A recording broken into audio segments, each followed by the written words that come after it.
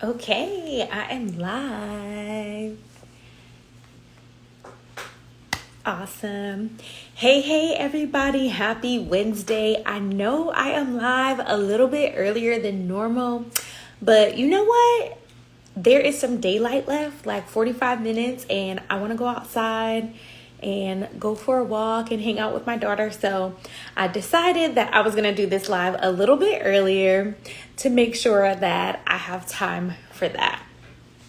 So the topic that I'm talking about this week is really, really important and near and dear to my heart, of course.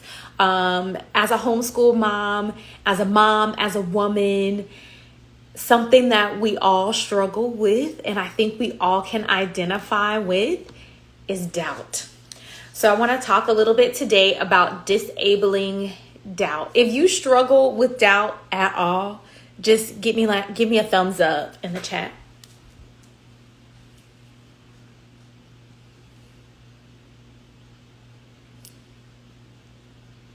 All right.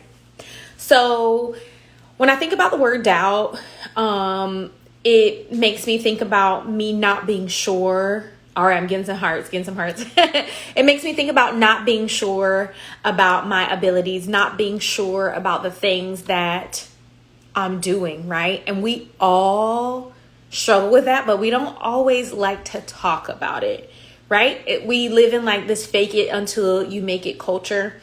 And I think that we really just need to deal with the doubt. So I want to share with you today just 4 quick tips. I'll probably go off on a rant a little bit on some of them, but 4 quick tips on disabling your doubt. Oh, y'all, I did not set my timer. Okay, so I'm going to try to do this in the 6-minute allotted time. We will see what happens. Hold on. I'm just going to keep my eye on the clock. So the first thing that I think that we need to do is we need to take notice and we need to acknowledge the doubt. So we need to take notice of the times and the situations where we are doubting ourselves the most. Just take it a moment to hone in on that. Is really going to reveal some important information to you that you can use in order to get over that doubt. So maybe every time that you open up a particular curriculum, we're homeschoolers, right? Every time you open up a particular curriculum, you may be feeling like, ooh, I don't know if I'm doing the right thing. I don't know if this is what we should be doing. I don't know if this is working, right? That might reveal to you that maybe this is not the curriculum for you. Maybe you need to take a step back and look at that curriculum and see if it's actually working for you and your child, or if you just want to go through with it just because you spent $200 on the curriculum, right? So we just need to take a moment and notice the situations we feel the doubt, and we also need to think about the times we feel the doubt. So I know when I am super tired, I probably doubt myself more than when I am well rested. So again, information is going to be revealed to us when we take time to notice what is going on. Okay, the second thing that we can do is we can be mindful of our thinking. So usually doubt creeps in right as negative self-talk creeps in, right? So when that negative self-talk creeps in, the first thing I want you to do is acknowledge it. Yep, I see you, I hear you, and then you're going to dismiss it. So acknowledge that thought, because again, that's you being mindful and pausing and thinking about what is going on, and then you're going to dismiss that thought. And then there's a third thing to do within that. You are going to change the narrative of your thought, right? And I feel like the mind is so powerful. Our thinking is so powerful. We can think ourselves happy. We can think ourselves sad, mad, depressed, right? The more that you kind of ruminate on something, you are going to go in that direction. You're going to go in the direction of your most dominant thought. So if we acknowledge the negative self-talk, dismiss it, and change it out for a narrative that is more positive, we can start to focus in on that positive thought. The third thing we can do is remember who we are. Remember who we are and whose we are. So a lot of times when we are doubting ourselves, it comes with oh, I can't. Oh, I could never. Oh, so-and-so does it better, right? So the first thing we got to do is definitely stop comparing yourself to other people.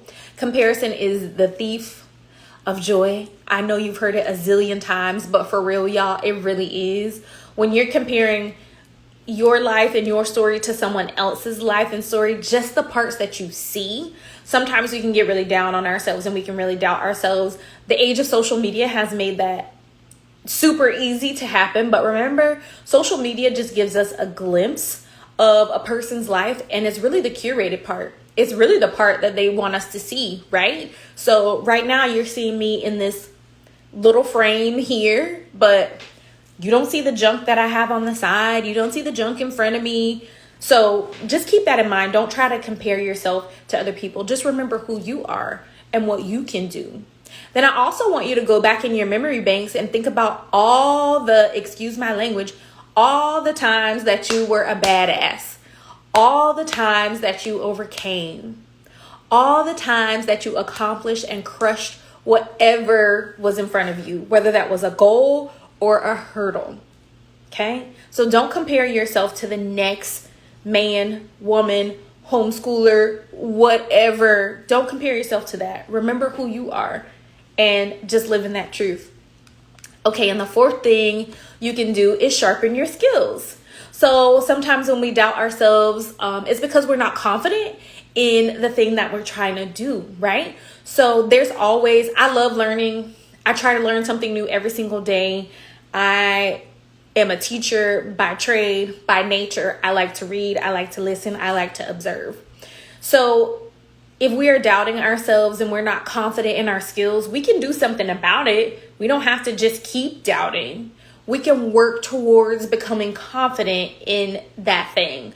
So we can practice that skill. We can practice in front of the mirror. We can read books. We can take courses. We can find a mentor. We can listen to podcasts. We can do so many things. So whatever that thing is that, you're doubting yourself about, you can sharpen your skills. So I'll give you a personal example. So I personally am not like a huge fan of cooking. I don't like it. Okay. I feel like it takes up a lot of unnecessary time, but I really had to change my narrative and my thinking around that. So instead of me saying like, oh my gosh, I hate cooking, I doubt anybody's going to like this anyway, everybody's going to eat something else, I changed my thinking around that. I started to, I have a food subscription box, so that helps out a lot, right? So I ordered that. It gives me the ingredients. It tells me the instructions. So I'm sharpening my skill. So now I feel super confident in cooking and it's enjoyable. And I love it when I make something new and my family's like, oh yeah, this tastes awesome. Or, oh, we didn't really like this one, but this part of it was great. So I don't doubt my skills anymore because I sharpened my skills. I was confident in those skills. So that is another way for us to just disable doubt and get that out of our lives. So to review, I have my notes over here so that I wouldn't forget. So to review, some ways that we can disable doubt. Number 1, take notice of the times and situations that you doubt yourself the most. Number 2, be mindful of your thinking, acknowledge that thought, dismiss it, and switch out that thought, that negative thinking for something more positive, and don't compare yourself. Number 3, remember who you are. Go back in your logbook and think about all the things that you have overcome and all the things that you have accomplished, all the things that you are capable of. And number 4, sharpen your skills. If you sharpen your skills, you become more confident and you stop doubting yourself. Okay, and then bonus number 5, another way to disable doubt is really surround yourself with a group of positive people. That way, if you are feeling doubtful about whatever the thing is that you're feeling doubtful about, you have people in your corner to encourage you and to uplift you. and to let you know that you can do it. Because sometimes it's a little bit difficult to get yourself out of that funk. But if you have that circle and you have those types of people in your lives, it can definitely help pull you out of that doubtful place. All right, friends, I hope that was helpful. That was self-care in 6. It probably was like self-care in 10. But I felt like all of that was important information. And you know what? I had to pare it down a little bit. I had a lot more tips, but maybe I'll do a part 2. So if you are looking for a circle of mama friends, I want to personally invite you to the Melanated Homeschool Mamas Lounge. It is happening this Friday, April 1st. It is free of charge. Make sure you click the link in our bio and register. It is a great time. We hang out, we chill, we talk about ups and downs in homeschooling. And guess what? You get to interact with adults. I know sometimes after homeschooling and hanging out with your kids all day, you're like, I need some adult interaction. So make sure that you come through for that. Also, tomorrow is the last day to catch our bundle, our Lucky Day bundle. Click the link in our bio for that. That is only $30, and you're going to get access to 3 events, April, May, and June events. Real quick, I'll give you a rundown of those 3 events. So in the month of April, I always get dates wrong, friends. So I have my events pulled up over here. Okay, so on April 23rd, we are doing the Self-Care Through Nutrition Workshop Part 1. You are going to leave with recipes, a meal plan, and the motivation to actually go through it. It's not tailored towards a specific diet. It's going to be really cool because no matter your eating style, whether you're vegan, vegetarian, or I don't know, American diet, I guess you would call it, you'll leave with ideas and recipes to implement in your life. Okay. And then in May, we are having Self-Care Through Nutrition Workshop Part 2. We are going to actually be doing a cooking workshop. We are going to do some yoga. And again, you're going to leave with a bunch of ideas to continue your physical self-care journey. In June, I was getting my months mixed up, y'all. In June, we're going to do Self-Care Through Community. We are going to read a pretty funny book. We're going to do a book club. That's on June 16th, and it is from 10:30 to 12. So again, go ahead and click the link in our bio. You can get all the information about our April, May, and June events, as well as sign up for our free Homeschool Mamas Lounge this Friday on April 1st. I hope you enjoyed that, and I will see y'all later. Bye.